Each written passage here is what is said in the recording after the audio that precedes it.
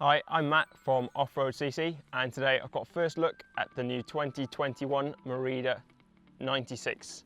This particular model is the RC 9000 and RC stands for race. And this frame has 100mm on the front and 100mm on the back.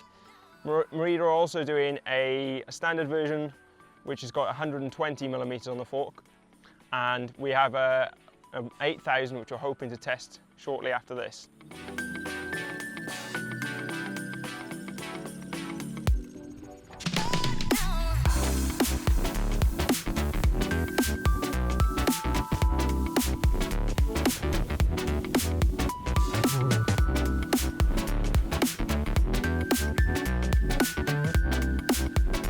So this RC 9000 model retails in the UK at £7,300, and as you'd expect for that kind of money, you're getting a top-end specification.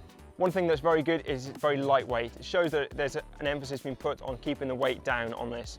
Out of the box, this weighed 10.5 kilos, which for a full suspension cross-country mountain bike is actually very good. It's a good competition against pretty much any other model of bike that's out there currently. Having a closer look at the spec, as you'd expect, pretty much top of the range everything on this. So the drivetrain is a nearly full XTR. The only difference is a race face Next SL chain set. In terms of the drivetrain, we've got an XTR 10 to 51 cassette with a 34 tooth on the front.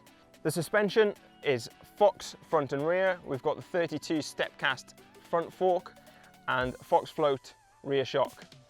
As I said, providing 100mm front and back. What isn't Fox is the RockShox twist lock.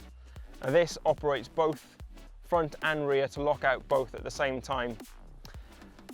There's also a Fox transfer seat post, and that has a remote on the remote dropout on the handlebars here as well. Brakes also Shimano XTR with 180mm front rotor and 160mm rear. Another highlight of the specification is the DT Swiss XRC 1501 wheels. These are full carbon, very lightweight wheels with a 30mm internal rim measurement, which is quite wide, and it helps give a really broad profile to these WTB Recon tyres. That said, it is winter here in Wales and they are a summer tyre, so grip is, as you would expect, they're a very fast tyre, but grip is quite limited. As for the rest of the components, we've got own brand stem and bars. The bars are Merida carbon bars with 750mm width. The width, I'd say for most people who this bike is aimed for, so cross-country, marathon racing, should be wide enough. If you're riding trail, then they might not be wide enough, but for what it's designed for, that should be wide enough for most people.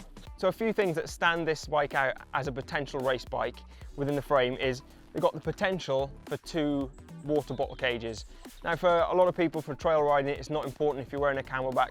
For people who race cross-country and marathon, having hydration through your bottles is still the #1 way that you would take it on board. You've got a standard bottle cage for the 1 bottle, but then for the second, they are much shorter. Now, Merida didn't have it available to supply to us when this bike came in, but what they're going to have is an adapter which bolts onto those 2 to convert it into a full-size bottle cage. And for me, as someone who races a lot cross-country and marathon, that I think is a really big thing. Really, it's going to appeal to a lot of racers. What they've also got is a mount underneath here, and that's somewhere where you could mount some tools and accessories, probably a tube, CO2 canister, tyre lever and a small multi-tool, and it'll just bolt under there. And then what you've got is a very neat setup where all of what you need is on the bike, so you shouldn't have to carry much on your back, or if anything. Some of the other things about the frame, so we've got a pivotless rear end. So now that is a carbon flex in the stay. That takes care of so there's no pivot or bushing needed in the rear end.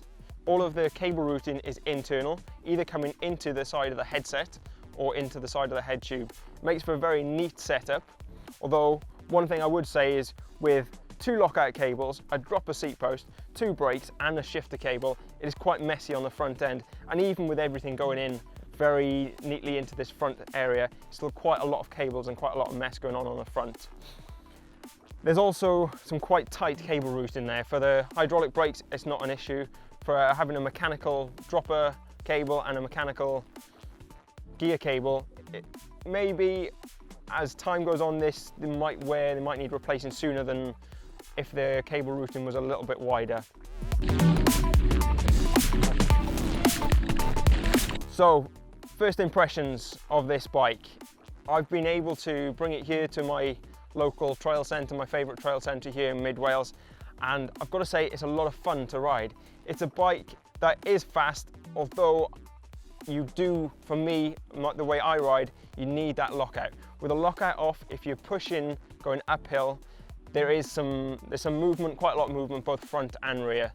When you're seated, it's not as bad, but having a very quick lockout system where you can lock both out instantly is very important, and I think that is a highlight of the bike.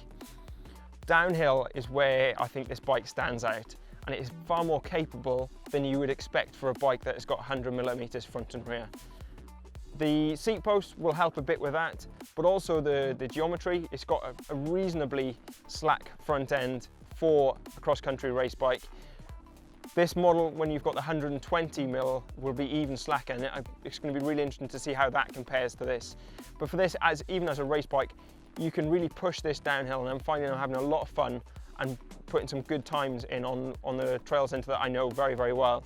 I think also for general riding, how fluid and comfortable this feels will make it a very good trail bike, especially when the 120mm fork is put on. I think that's going to make a difference for that style of riding as well.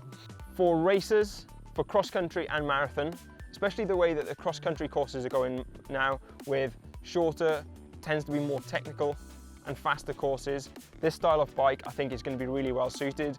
And also for marathon racing, there's not so much of it in the UK, but on the continent, this I think would be a very, very good setup.